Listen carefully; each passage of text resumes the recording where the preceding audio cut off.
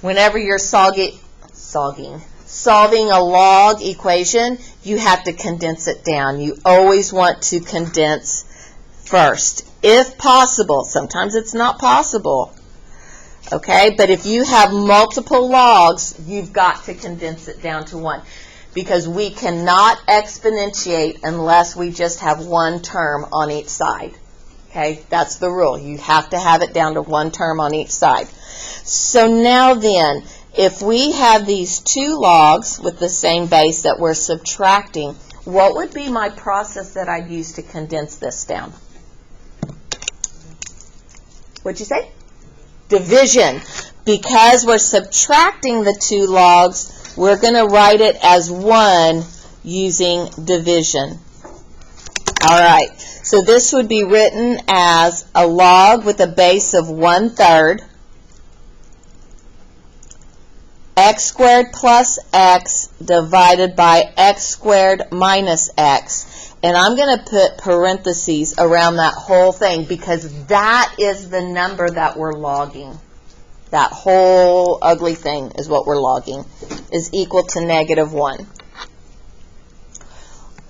Okay, now, technically I've got it down to one term on each side, but I want to do something a little bit extra first before I exponentiate. I want you to look at what our value that we're logging.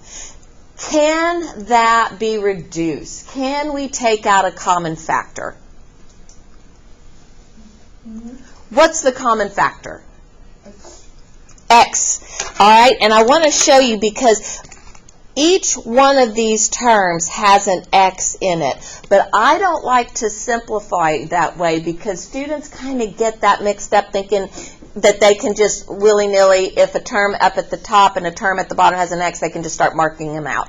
No, every term has to have it. So to check to make sure you are doing this correctly, I want to factor out an x in my numerator. That leaves me with x plus 1. I want to factor out an x in my denominator. That leaves me with x minus 1.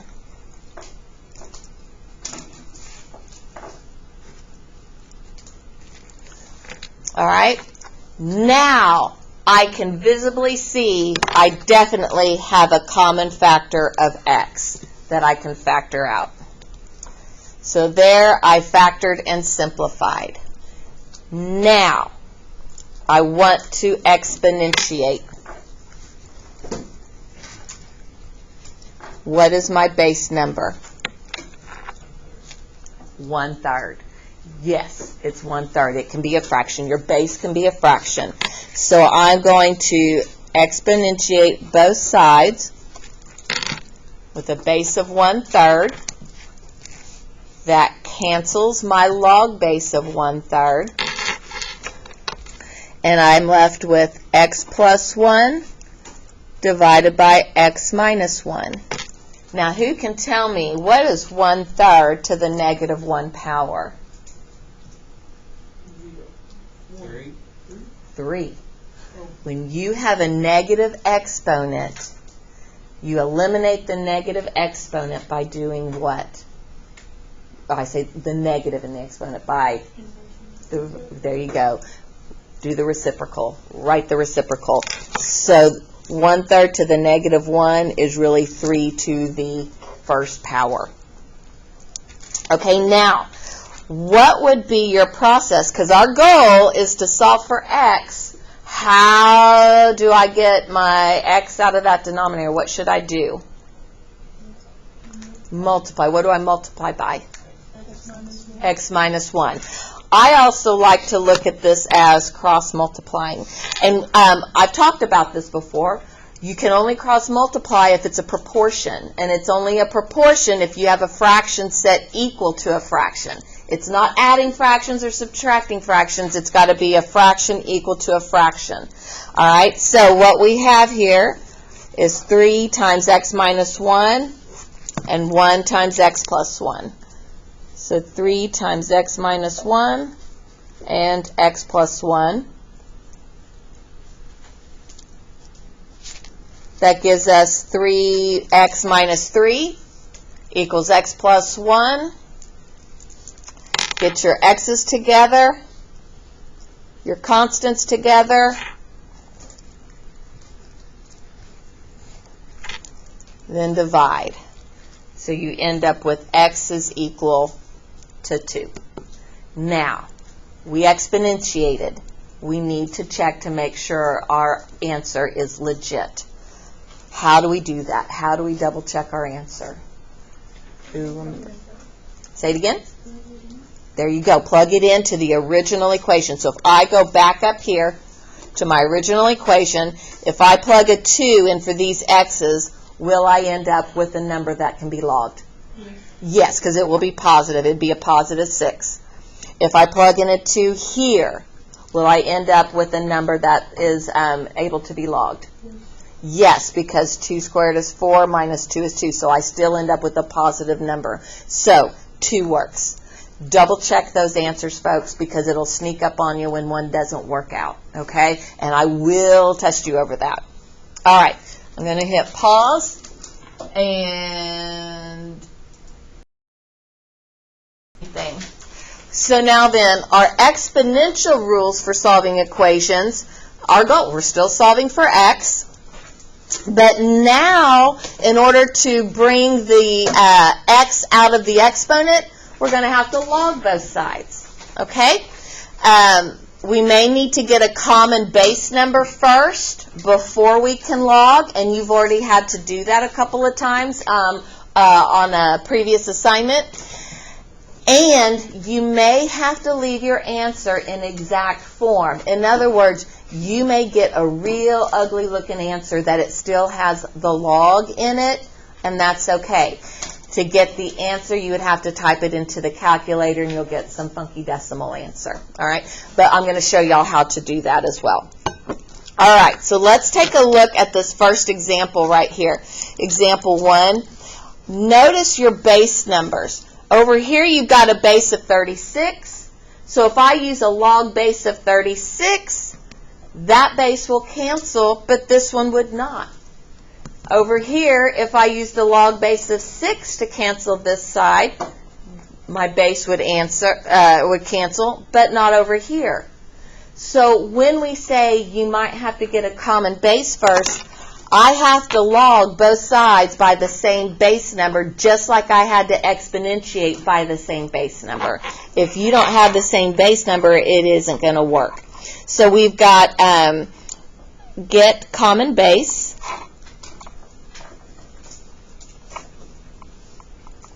So what would I do to get a common base? Can I rewrite 36 so it's a base of 6? Yeah. What is it? 6 to what power? Second power. There you go. So that is nothing more than 6 to the second power. However, you still have the exponent of x plus 1 in there. And when you raise a power to a power, you multiply. So that's going to be what we end up doing, is multiplying those. All right? And that's set equal to 6 to the x plus 6 power. Now we're going to log both sides. Log both sides by a log base 6 to eliminate the base. To eliminate the base. So we've got log base 6 over here, log base 6 over here. Log base 6 of 6 undoes it, so we're left with 2 times x plus 1 is equal to x plus 6. Now, it's just algebra. Go ahead and solve for x.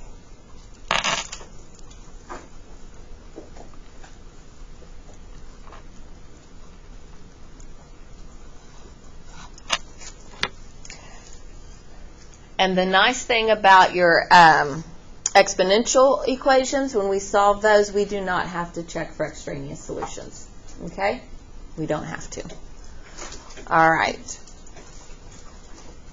Anybody got a question on problem number, example 1 here?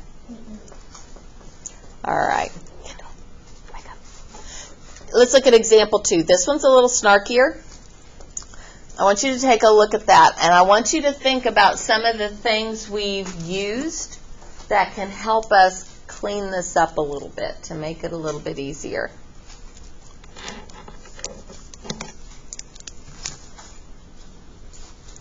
Anybody got any ideas? We could square root 64 because 64 to the 1/2 power is the square root of 64, right? So we're going to rewrite to eliminate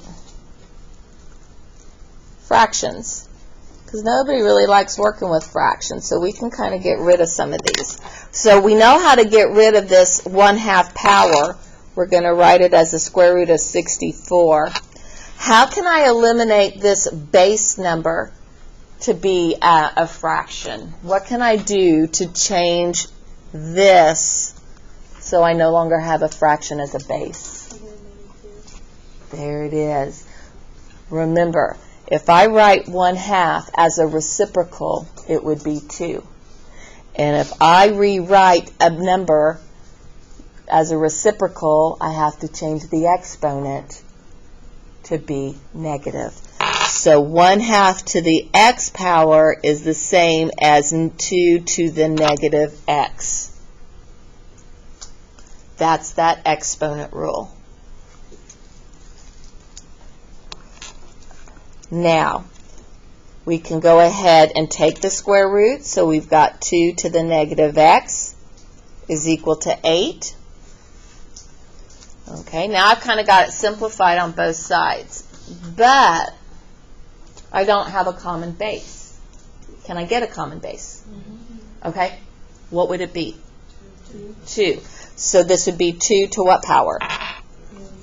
Okay, so we've got 2 to the 3rd power.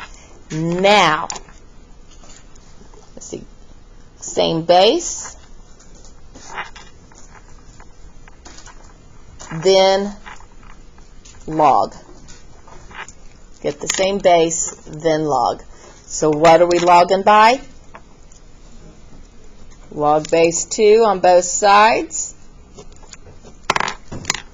Cancels those out. We're left with a negative x equals 3 or x equals a negative 3. And remember, when we solve, we got a negative answer, but we're solving for exponential now. Can I plug in a negative 3 in for my variable in the exponent? Yes, because it just means it's the reciprocal. Okay, so we're okay there.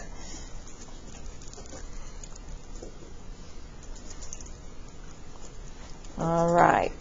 Take a look at, those of you who are done writing that down, take a look at number 3.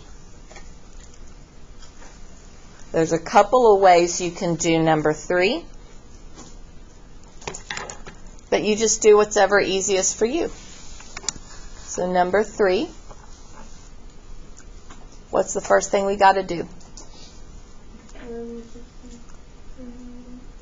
Okay, get a common base. What's our common base number? 4. Okay, we'll use 4. Does anybody else see another value we could use for a common base? We could use 2, but we would have to change both of these, right? And that's okay. You can do that. Sometimes you have to change both.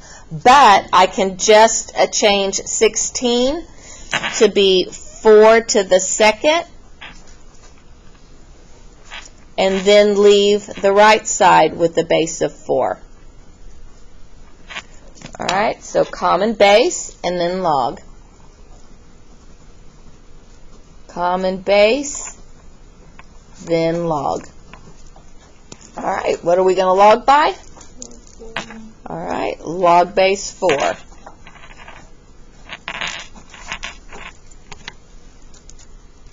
So now we're left with 2 times x plus 3 equals 4x plus 7. solve the algebra equation. That's all you got to do. 2x plus 6 equals 4x plus 7. Subtract 7, subtract 2, and you're going to end up with the negative 1/2 equals x.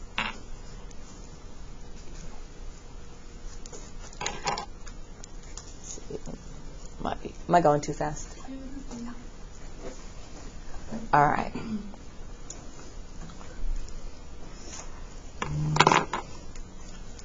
Give y'all a second.